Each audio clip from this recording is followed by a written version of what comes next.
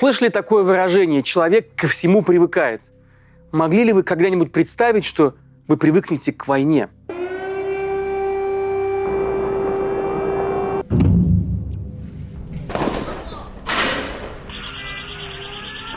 Полномасштабная война в Украине идет уже больше года, и за это время Россия провалилась в прошлое на десятки лет. То, что раньше казалось невозможным, слишком страшным, чтобы быть правдой, теперь наша реальность. И она уже даже не удивляет никого. Помните, чем нас пугали до начала войны? Например, говорили об отключении российских банков от системы SWIFT и много о чем еще. Сейчас даже смешно, но аналитики называли это финансовым ядерным оружием. С марта прошлого года 10 российских банков действительно отключили от SWIFT. И сейчас, из 2023 года, в России людям остается только мечтать, чтобы проблемы ограничивались лишь только этим. Здесь я хочу сделать важную оговорку. Конечно, самые страшные беды из-за войны пришлось пережить жителям Украины. Многие из них потеряли близких, свои дома, работу. Около 10 миллионов человек уехали из страны. Многие еще недавно уютные украинские города стерты с лица земли, превращены в пустыню. В этом разборе я не пытаюсь сравнивать потери и боль россиян и украинцев. Это просто невозможно. Но я хочу поговорить только о том, как война изменила Россию. Как за год мы привыкли жить в новой военной реальности. Чего мы лишились за это время и что получили взамен. Какой он, наш новый дивный мир, в котором мы пытаемся обжиться. И что это за новая страна, которая постепенно появляется на месте той России, которую мы знали. С вами Павел Коныгин, и это формат разбора. Подписывайтесь на канал «Продолжение следует» в Ютубе и в Телеграме, чтобы не потеряться. Вместе мы не одиноки. Также смотрите этот выпуск в эфире «Дождя».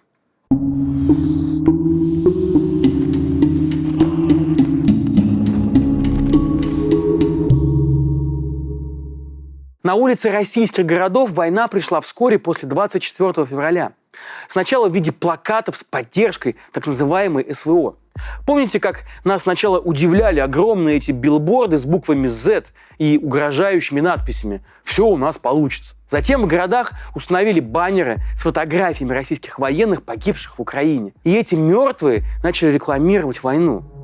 Потом появились афиши с военными спектаклями. Например, на сцене школы Олега Табакова показали спектакль Донецкого музыкально-драматического театра «Я знаю правду» с латинскими буквами Z и В в названии. В синопсисе спектакля сказано, что это документальная драма о жертвах украинской агрессии. И сейчас этот спектакль возят по всей России. Через год после нападения России на Украину к военным пропагандистским плакатам все так уже привыкли, что и не замечают их. В начале марта в Тюмени хакеры взломали огромный экран, на котором обычно крутили букву Z и призыв идти на войну. Вместо этого они вывели букет из фаллосов. Благодаря такой эротической акции многие тюменцы вообще вспомнили, что в городе есть экраны, пропагандирующие войну. Это уже как белый шум, цитирует горожан независимое издание «Говорит не Москва».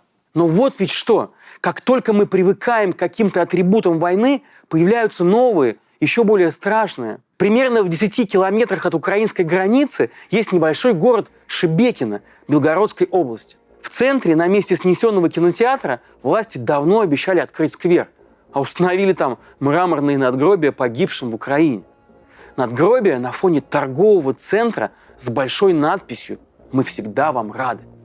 Это ли не ужас, ставший повседневностью? Культ смерти – вот новая мода в России. И у нее самые топовые трендсеттеры. Об этом, например, любит поговорить сам Владимир Путин. Осенью на встрече с матерями солдат он сказал, что лучше умереть на фронте, чем от водки. И добавил, что некоторые живут непонятно как и зачем. А ваш сын жил и из жизни не зря ушел. Видимо, Путин и правда считает, что главная задача россиянина – это отдать жизнь за царя. И неважно, что сам царь боится всего на свете. Вслед за Путиным о привлекательности смерти на войне заговорили политики и пропагандисты. Сначала депутат Госдумы от партии «Новые люди», артист Дмитрий Певцов заявил, что главная сила россиян – это умение массово умирать. Да еще в таком количестве. Каково, да? Затем телеведущий Владимир Соловьев сказал уже, что жизнь сильно переоценена. Тем более, что мы попадем в рай. Смерть – это окончание одного земного пути и начало другого. И, наконец, главный редактор Russia Today Маргарита Симонян в эфире программы Бориса Корчевникова «Жизнь и судьба» призвала россиян умирать за правильное и важное дело и намекнула, что лишние 30 лет жизни – это ерунда в рамках вечности. Если бы можно было избежать смерти, конечно, было бы обидно умирать. Шансов избежать смерти же нет. Логика всех этих людей проста и ужасна. Жизнь обычных людей в России ничего не стоит. А раз так, то, может, и смерть будет поважнее. Вам лучше умереть, чем вот так жить, говорят они нам уже открыто. Кажется, нам продвигают ценности джихада, правда? Между тем, россияне действительно умирают. За год войны общие безвозвратные потери российской армии, то есть это те, кто погиб, пропал без вести или выбыл из строя из-за серьезного ранения, составили как минимум 157,5 тысяч человек. Эту ужасную цифру приводит русская служба BBC. При этом официальные данные о потерях засекречены. BBC же ссылается на Центр военно-морского анализа США. Согласно его исследованиям, на каждого погибшего российского военного приходится в среднем около 3,5 раненых. Раз россияне умирают на фронте, то почему бы им не умирать и в тылу? Особенно если учесть, что обстрелы и так называемые прилеты – это наша реальность. Война идет на территории России, пока только в приграничных областях. Но еще 1,5 года назад такое вообще невозможно было себе представить. Это звучало бы как бред. Какой безумец решится снова притащить войну в страну, которая во Второй мировой потеряла около 42 миллионов человек и еле от этого оправилась? Но этот безумец нашелся, и его имя мы все прекрасно знаем. Сегодня ежедневные новости об обстрелах городов украинских и российских вызывают ужас, это правда. Но не удивление.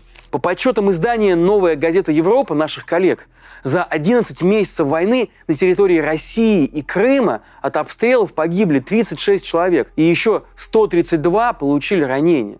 Повреждены около 1000 жилых домов. И здесь я хочу еще раз сказать, я не сравниваю потери России и Украины, где разрушено больше 100 тысяч домов, и по данным ООН погибли около 7 тысяч мирных украинцев. И это только по самым скромным подсчетам. Я говорю о том, что война всегда возвращается туда, откуда она пришла. И здесь нам нужно всем, россиянам, это хорошо запомнить.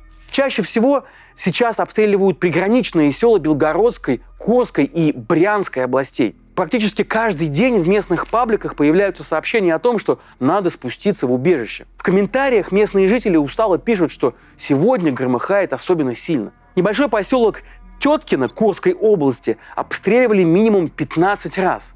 В мае под обстрел попал водитель фуры, который вез сырье на спиртзавод. Он погиб, а в октябре от сердечного приступа скончался другой человек, 72-летний пенсионер, который прятался от обстрела в укрытии. Такие новости теперь наша реальность, и она потихоньку выходит за пределы приграничных районов. В конце февраля, начале марта сообщения о падении беспилотников приходили из Краснодарского края, Адыгеи, Тульской области. 28 февраля из-за неопознанного объекта закрыли уже воздушное пространство над Петербургом, а в воздух подняли истребители. В Минобороны потом заявили, что это была просто тренировка. А вот в подмосковном Коломенском районе беспилотник упал уже рядом со станцией «Газпрома». А 26 марта в городе Киреевске Тульской области взорвался уже другой беспилотник, начиненный взрывчаткой. На месте взрыва образовалась воронка диаметром около 15 метров и глубиной около 5 метров. По данным властей, пострадали 3 человека, повреждены около 8 частных домов и многоэтажка. В начале этого года в СМИ появилась информация, что в нескольких районах Москвы начали устанавливать системы ПВО. Системы «Панцирь-С1». Они предназначены для защиты от беспилотников, самолетов и крылатых ракет.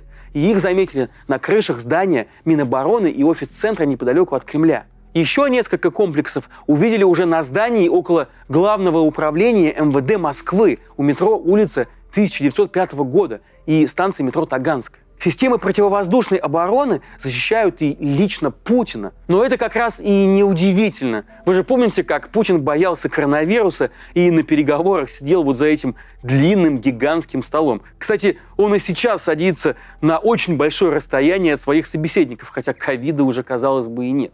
Такой человек, конечно, не сможет никак обойтись без личного ПВО. Независимое издание «Агентство» пишет, что «Панцирь-С1» установили в 6 километрах от резиденции Путина на Валдае, а издание «Сирена» заметила еще один комплекс ПВО в 10 километрах от резиденции в Новоогарево. Если на защиту Путина и центра Москвы комплексов ПВО хватает, то на всю остальную Россию вообще-то нет. Поэтому глава Комитета Госдумы по обороне Андрей Картополов посоветовал российским компаниям самостоятельно закупать системы ПВО.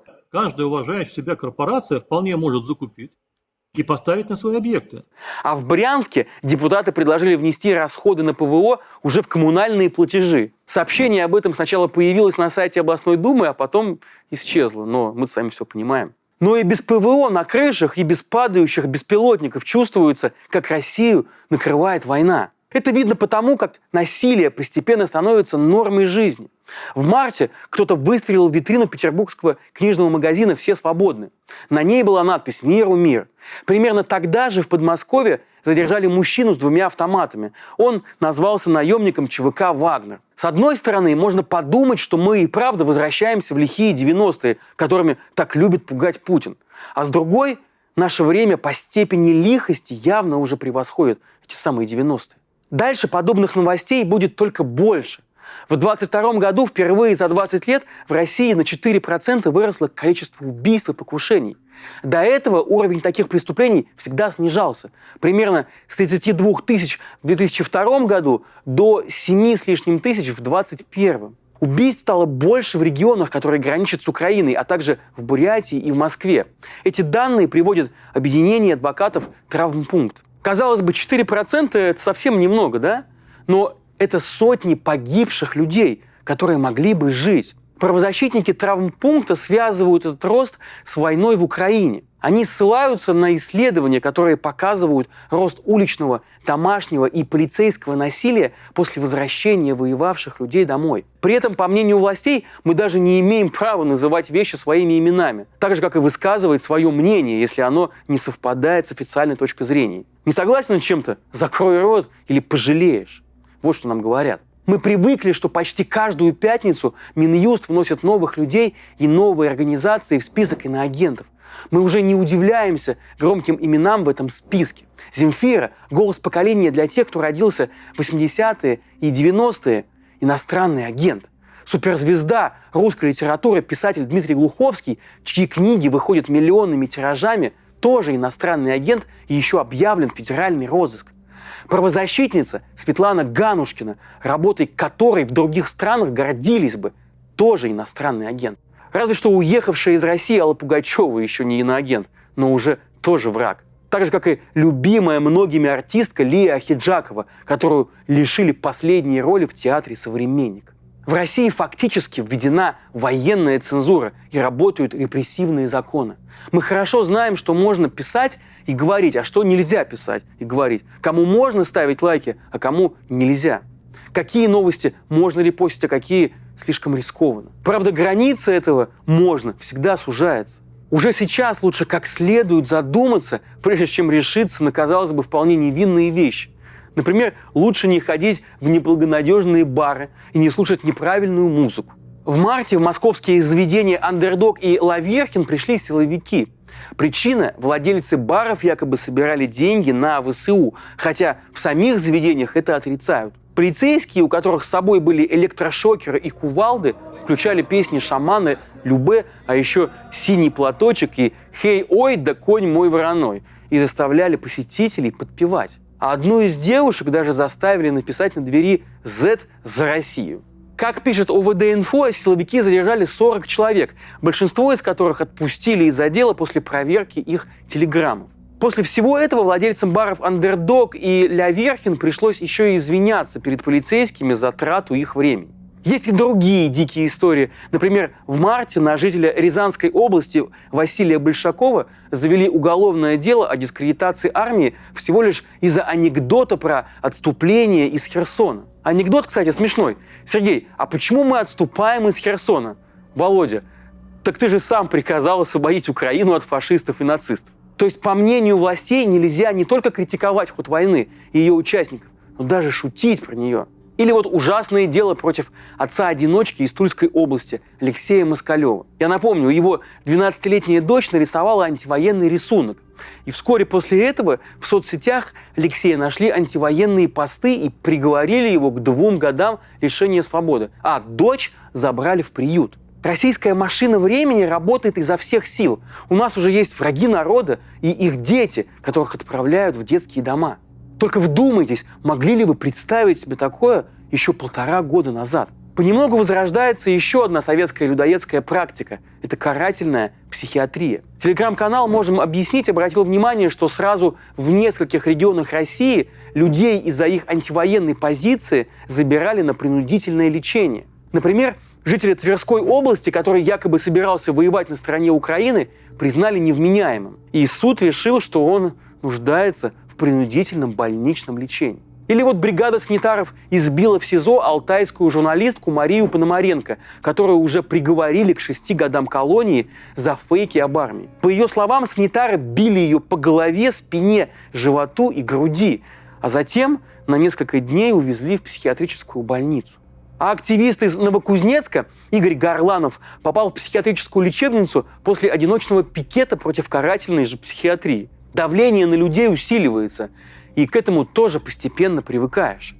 Привыкаешь и к очередным безумным предложениям представителей власти. Например, спикер Госдумы Вячеслав Володин посоветовал за дискредитацию вооруженных сил отбирать недвижимость у россиян, уехавших за границу. Негодяев, как он их назвал. Глава Чечни Рамзан Кадыров кровожадно предложил наказывать семьи диверсантов, а идеи и фантазии Дмитрия Медведева и вовсе в приличном обществе лучше не озвучивать. У кого есть возможность уехать из России, они уезжают. Мы привыкли, провожая друзей, прощаться и говорить эти ужасные фразы. Может, еще увидимся? Но где? Когда? Исследователи подсчитали, что с начала войны Россию покинули от 400 тысяч до 1,5 миллиона человек. Это крупнейшая волна иммиграции за последние 30 лет. Кто-то из этих людей, конечно, вернется, но многие останутся за границей уже навсегда. За границей будут расти и их дети. В феврале издание «Служба поддержки» написало о россиянине, который пожаловался психотерапевту, что больше не может смотреть на страдания людей и думает о самоубийстве. Ну а тот посоветовал ему пойти на фронт, чтобы не умереть зря. Мы пытаемся адаптироваться ко многому, к плохим новостям, безумным законам и арестам, к страшным фотографиям из разрушенных украинских городов и, самое главное, к чувству беспомощности, которое то и дело возникает, к страданиям и злу. У нас больше нет планов, потому что в любой момент может случиться все, что угодно. И иногда кажется, что будущего вообще нет. К этой мысли действительно привыкаешь, но привыкать к ней нельзя. Если война и все, что с ней связано, становится рутиной, появляется чувство, что все в порядке. Вот такая теперь наша жизнь. Это якобы новая норма. О привыкании к войне написала заслуженный учитель России, историк и тоже иноагент Тамара Эдельман. Я процитирую. «К войне привыкать нельзя. Она, как раковая опухоль, оставленная без лечения, разрастается все больше и больше, пускает метастазы во все части организма. Она убивает». Но давайте проснемся, давайте умоемся ледяной водой и давайте хотя бы попытаемся вспомнить, что наша жизнь – это вообще-то что-то другое. Весь этот морок однажды кончится, и то, на каком уровне установится планка нормальности, зависит от каждого из нас, от меня и от вас. Война не должна, не имеет права убить нас сейчас, потому что кто тогда будет делать то главное, что должен делать каждый из нас сегодня – воевать с войной. Хотя бы внутри себя. Продолжение следует. Продолжение следует. Это независимые медиа, и нам очень нужна ваша поддержка. То, что вы можете сделать прямо сейчас, это очень просто. Подпишитесь на YouTube-канал «Продолжение следует» и обязательно нажмите на колокольчик. Мы делаем интервью и разборы благодаря вашим донатам на сервисах Patreon и Boosty. Если каждый, кто посмотрел это видео, переведет даже небольшую сумму, условно 50 рублей, это поможет нам и дальше выпускать интервью и разборы, а еще публиковать статьи и заниматься расследованиями для веб-сайта нашего издания. Он называется проследует.медиа. Это всего несколько минут вашего времени. Все нужные ссылки вы найдете в описании под этим видео. Жмите колокольчик и остаемся вместе.